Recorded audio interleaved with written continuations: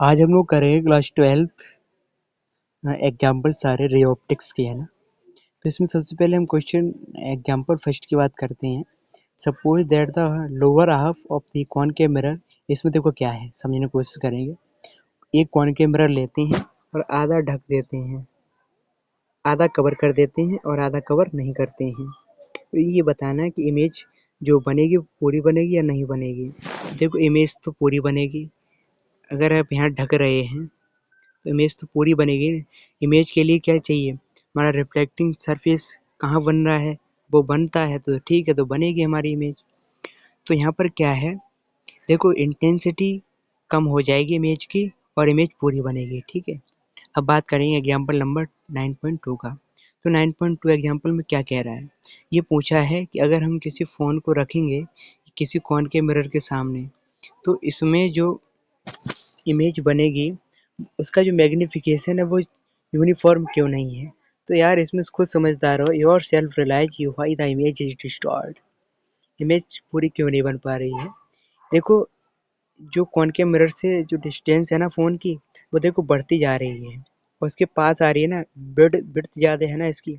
जैसे जैसे इमेज यहाँ पर बनेगी तो देखो सी से लेकर के एफ तक की फैला हुआ है फ़ोन, तो यहाँ से उसकी इमेज भी धीरे धीरे फॉर्म होगी ना।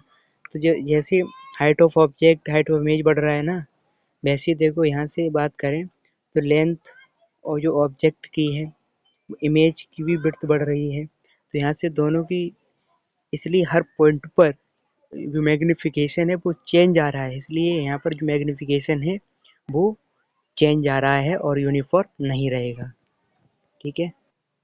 नेक्स्ट एग्जाम्पल की बात करें 9.3। इस एग्जाम्पल में क्या कह रहा है, एक ऑब्जेक्ट को प्लेस करना है कॉनकेव मिरर के सामने, जिसका रेडियस ऑफ कर्वेचर 15 सेंटीमीटर है, मतलब उसका फोकल लेंथ कितना हो जाएगा 7.5 सेंटीमीटर है। और कॉनकेव मिरर है तो इसकी जो फोकल लेंथ होगी ना, फोकल लेंथ होगी तो वो भी कैसी होगी, नेगेटिव होगी, सिंपल बात है, ठीक है ना। तो यहाँ से क्या करना है, जो इमेज की डिस्टेंस बतानी है, मिरर इक्वेशन का फॉर्मूला सिंपल यूज करना है। जो मिरर फॉर्मूला होता है ना, मिरर वाला 1/f is equal 1/b minus 1/u plus होता है, ठीक है। और वहीं जो स्फेरिकल लेंसेज के लिए होता है ना, वो माइनस लग जाता है बस, ठीक। तो इसमें क्या कह रहा है, इसमें कुछ नहीं करना है, बस आपको वैल्यू पुट करना है और वहाँ से आपको जो मैग्नीफिकेशन बताना है, मैग्नीफिकेशन से आप उसकी क्या बता सकते हो, नेचर बता सकते हो। नेगेटिव आएगा तो रियल इन्वर्टेड हो जाएगा और अगर पॉजिटिव आएगा तो वर्चुअल और इरेक्ट हो जाएगा, ठीक है। अब ऐसे देखो एक सेकंड पॉइंट है, द ऑब्जेक्ट डिस्टेंस जब यू पर रखा जाए तो फिर भी आपको यही करना है, पूरा मिरर इक्वेशन का फॉर्मूला लगा करके ये सॉल्व हो जाएगा, ठीक है। बस आपको उसकी जो इमेज आए, जो मैग्नीफिकेशन है वर्चुअल और इरेक्ट बता दो अगर पॉजिटिव आ रही है, ठीक है। Next example 9.4। इसमें क्या कह रहा है कि देखो एक सिटिंग और पार्क कार है, आप उसमें बैठे हो और नोटिस कर रहे हो शीशे में, ठीक है। और अगर जो साइड व्यू मिरर होता है वो एक कॉन्वेक्स मिरर होता है, जो इसकी फोकल लेंथ होगी ना कॉन्वेक्स मिरर की जो फोकल लेंथ होती है मिरर की पॉजिटिव होती है। और फिर हम बात करेंगे, देखो रेडियस ऑफ कर्वेचर गिवन है तो यहाँ से हम फोकल लेंथ निकाल लेंगे, 1 आ जाएगा। If jogger appear to move when जो, देखो यहाँ क्या कह रहा है, जोगर आ रहा है और हम देख रहे हैं शीशा में वो 5 मीटर पर सेकंड से आ रहा है, मतलब du/dt गिवन है, ठीक है। और हाउ फास्ट द इमेज, अब इमेज की वेलोसिटी बतानी है कि अगर जोगर है हमारा 39 मीटर पर, 29 मीटर पर, 19 मीटर पर, 9 मीटर पर, अगर हम इसका एक सॉल्यूशन बता दें तो सारे सॉल्यूशन हो जाएंगे ना। तो एक फर्स्ट केस लेते हैं जब उसका जो जोगर है ना वो 39 मीटर दूरी पे है, ठीक है। तो एक केस ले लिया हमने जब उसकी जो जोगर है ना वो 39 मीटर है। देखो मिरर कोई सा भी हो, हमेशा जो ऑब्जेक्टिव डिस्टेंस होगी वो नेगेटिव में ली जाएगी, ठीक है। तो हम देखो यहाँ पर प्लेन मिरर के इक्वेशन नहीं लगा सकते हैं, अब हम लगाएंगे, अब हम जानते हैं ये फॉर्मूला, इसको ही डिफरेंशिएट कर देंगे तो ऑब्जेक्ट की भी वेलोसिटी आ जाएगी और इमेज की भी आ जाएगी वेलोसिटी। तो हमने इसको डिफरेंशिएट करा तो आपको ये मिलेगा, तो velocity of image velocity of image is equal क्या हो जाएगा, मैग्निफिकेशन का square into velocity of object. फिर क्या करना है, यहाँ पर आपको ये पूरा मिरर का फॉर्मूला यूज करते हुए यहाँ से हमें बी की वैल्यू निकालनी है। इसका यूज करते हुए आपको क्या निकालनी है, जैसी आपको इमेज मिल जाए, बी की वैल्यू जैसी मिल जाएगी और बी की वैल्यू मिलते ही आपको ये वाला फॉर्मूला यूज करते हुए निकाल लेना है उसकी। तो यहाँ से वेलोसिटी ऑफ इमेज निकल आएगी। क्लियर है ना, यहाँ से वेलोसिटी इमेज निकल आएगी। तो यहाँ से आपको प्रॉब्लम नहीं होगी। जो एनसीईआरटी उसमें दे रखा वो गलत है, ये सही है। तो ऐसे मैंने आपको एक केस समझा दिया, तो ऐसे ही आप यहाँ से सारे केस निकाल सकते हो। जब जोगर कहाँ है 29 मीटर पर, दूसरा कहाँ है 19 मीटर पर, ये है 9 मीटर पर। तो यहाँ से बस आपको इमेज निकालनी है, बी निकालते रहना है, बी निकालो तो यहाँ से वेलोसिटी इमेज निकालनी है। तो काम करना है, बस मिरर इक्वेशन का यूज करना है, दैट्स इट। ठीक है, नेक्स्ट एग्जांपल की बात करते हैं 9.5। इसमें क्या दे रखा है, द अर्थ जो है ना हमारा पृथ्वी, वो 24 घंटे लेता है अपनी एक्सिस से अपनी एक्सिस पर आ जाता है। ठीक है, रोटेट हो जाता है। दैट मीन्स वो 24 घंटे में 360 डिग्री घूम जाता है। दैट, ये पहला पॉइंट कह रहा है। दूसरा पॉइंट क्या है, how much time does the sun take to shift by 1 degree. 1 degree में वो कितना शिफ्ट कर लेगा, कितना टाइम लेगा 1 डिग्री शिफ्ट होने में। अगर एक चीज़ घूमेगी तो दूसरी चीज़ भी 1 डिग्री घूमेगी ना, तो आपको सन देखना ही नहीं है, आपको अर्थ ही देखना है। तो यहाँ से आपको सीधी सिंपली करना है, 360 डिग्री 24 घंटे के इक्वल हो गया ना, तो 1 डिग्री में 24/360 हो जाएगा ना, और 24/360 हो जाएगा तो यहाँ से 4 मिनट हो जाएगा। 1 डिग्री रोटेट होने में जितना अर्थ टाइम लेगी उतना ही सन टाइम लेगा। That's it. नेक्स्ट एग्जाम्पल की बात करते हैं। नेक्स्ट एग्जाम्पल है 9.6। इसमें क्या कह रहा है, लाइट एक पॉइंट सोर्स से लाइट आ रही है, स्पेरिकल ग्लास सरफेस है, स्पेरिकल है, ठीक है, ग्लास, जिसका रिफ्रैक्टिव इंडेक्स है 1.5 और एयर का रिफ्रैक्टिव इंडेक्स है 1, इसका मान लो n1। ठीक है, तो क्या होगा आगे, रेडियस ऑफ कर्वेचर उस स्पेरिकल लेंस की भी गिवन है। ठीक है, the distance of the light source from the glass surface is 100 centimetre. अगर जो पॉइंट सोर्स है वहाँ से ग्लास सरफेस की जो दूरी है वो 100 सेंटीमीटर भी है। At what position the image is formed, किस पोजीशन पर इमेज बनेगी, दैट्स इट।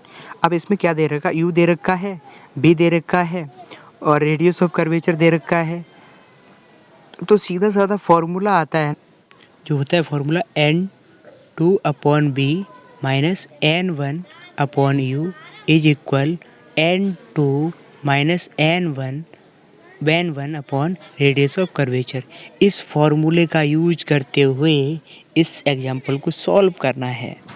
तो यहाँ पे n2 और n2 रिफ्रैक्टिव इंडेक्स ग्लास का, n1 एयर का है। यहाँ से सिंपली रख देना, बस आपको इमेज मिल जाएगी। That's it. नेक्स्ट एग्जाम्पल की बात करते हैं 9.7 की। इसमें क्या कह रहा है, एक मैजिशियन है यार, शो कर रहा है ग्लास लेंस के थ्रू, जिसका रिफ्रैक्टिव इंडेक्स है 1.47। अगर कोई चीज़ अगर इसमें खोएगा, अगर कोई चीज़ इसमें छुपाएगा, हिडन करेगा, तो उसका रिफ्रैक्टिव इंडेक्स कितना है। देखो, कभी कोई चीज़ उसमें अगर छुपाओगे तो उसका भी रिफ्रैक्टिव इंडेक्स सेम होना चाहिए, तभी हो सकता है। तो उसका मतलब n2 और n1 सेम होना चाहिए। ठीक है, तो इसका मतलब क्या है, अगर उसका सेम है तो उसकी जो फोकल लेंथ 1/f है वो 0 हो जाएगा। ठीक है, तो यहाँ से जो फोकल लेंथ है वो इन्फानाइट आएगी और जो हमारा लिक्विड होगा वो will act as plane sheet काम करेगा। ठीक है, क्योंकि फोकल लेंथ इन्फानाइट हो जाएगी तो जो प्लेन शीट है ग्लास का वो भी कैसे काम करेगा, प्लेन शीट के जरिए। ठीक है, तो इसमें क्या कह रहा है, तो वो कह रहा है कि क्या ये लिक्विड है, रिफ्रैक्टिव इंडेक्स 1.47 है, लिक्विड का होता है पानी का 1.33, तो ये पॉसिबल नहीं है। तो ये कैसा हो सकता है, एक ग्लाइसरन हो सकता है, रिफ्रैक्टिव इंडेक्स 1.47। ठीक है, नेक्स्ट एग्जांपल की बात करते हैं 9.8 की बात करते हैं। इसमें क्या कह रहा है, क्वेश्चन समझने की कोशिश करेंगे। इसमें 3 केसेस हैं, 1 बाय 1 सॉल्व करेंगे। पहला है, अगर फोकस 0.5 मीटर है, एक ग्लास लेंस की जो 0.5 है, मीटर फोकल लेंथ है तो उसकी पावर निकाल सकते हैं, क्योंकि यूनिवर्सली कर दो 1/f के पावर होता है, पावर इज इक्वल 1/f और फोकल लेंथ होनी चाहिए मीटर में, यहाँ से आप पावर निकाल सकते हो। दूसरा क्वेश्चन क्या है, the radii of curvature of the faces of the double convex lens are 10 centimetre and 15 centimetre, its focal length is 12 centimetre. तो what is the refractive index of the glass? हम लोग formula पढ़ते हैं क्या, 1/f is equal n refractive index of lens upon refractive index of medium minus 1 bracket, और E bracket के आगे into करेंगे, जगह नहीं है, ठीक है, इंटू करेंगे और क्या हो जाएगा 1/r1 प्लस 1/r2, उसी के आगे करेंगे, ठीक है। तो ये हमारा फॉर्मूला यूज करोगे तो सिंपली हो जाएगा, ठीक है। देखो यहाँ से फॉर्मूला कर रहा है ना काम, तो यहाँ से रिफ्रैक्टिव इंडेक्स आ जाएगा 1.5, ठीक है। दूसरा कह रहा है एक कॉन्वेक्स लेंस है जिसकी जो फोकल लेंथ है 20 सेंटीमीटर है, अब उसको एयर में रखा जा रहा है, तब उसकी फोकल लेंथ है 20 सेंटीमीटर, ठीक है। तो यहाँ से क्या निकालना है, what is focal length in water, अब उसी को कहाँ रख रहे हैं, पानी में, तो उसकी फोकल लेंथ क्या होगी। अगर रिफ्रैक्टिव इंडेक्स एयर का इतना है और ग्लास का इतना है, ठीक है, तो पहले आपको निकालनी है 1/4 फोकल लेंथ निकालनी है डायरेक्ट, जब आपको दोनों ही n2 n1 गिवन है, और यहाँ से फोकल लेंथ आ जाएगी आपकी, ये फॉर्मूला यूज करना है वही 1/f is equal n lens upon nm minus 1 और 1/r1 plus 1/r2, clear. Example 9.9 में क्या कह रहा है, find the position of the image formed by the lens combination given in the following, ठीक है। इसमें क्या कह रहा है, तो इसमें लेंस हर एक पढ़ रहा है बार बार, ठीक है। इसमें क्या करना है, देखो 1/1 लेंस के लिए काम करेंगे। अगर कोई यहाँ ऑब्जेक्ट रखा है, तो ये पहला लेंस ये पढ़ रहा है और ये लेंस पढ़ेगा, तो इसके द्वारा कितनी इमेज डिस्टेंस बन रही है, तो वो दूसरे के लिए एज अ ऑब्जेक्ट काम करेगी। और जो गैप है ना, गैप जो लेंसेज के बीच में गैप है वो भी आपको गिवन है, लेंस गैप गिवन है, जैसे उसकी इमेज डिस्टेंस आते हुए उसमें माइनस करनी है, तो क्लियर आपको वहाँ से मिल जाएगी कि दूसरे लेंस के लिए कितनी ऑब्जेक्ट डिस्टेंस बन रही है, और दूसरे के लिए ऑब्जेक्ट डिस्टेंस, फिर उसके लिए फोकल लेंथ भी देखो ऊपर गिवन है, फोकल लेंथ भी गिवन है, तो यहाँ से आप अब इस लेंस के लिए कैसे निकालेंगे, यहाँ से भी निकल सकता है। फिर आएगा दूसरे के लिए, अब दूसरे के लिए जो इसकी इमेज बनी है वो दूसरे के लिए एज अ ऑब्जेक्ट काम करेगी, ठीक है, उसके लिए एज अ ऑब्जेक्ट काम करेगी, तो फाइनली जो इमेज बनेगी 1/1 कर करके हमें ये फाइनली निकाल देना है। तो जो फाइनल इमेज बनेगी वो आएगी 30 सेंटीमीटर, ठीक है, ऐसे ही फॉर्मूला है। तो यहाँ से जो एग्जाम्पल सारे थे क्लियर हो गए, तो आई होप सभी को अच्छा लगा होगा, और ये शॉर्ट ट्रिक है ताकि कम समय में आप एग्जाम्पल की ट्रिक निकाल के और सीधे सीधे आप सारे एग्जाम्पल एकाउंटर कर सकते हैं। Thank you.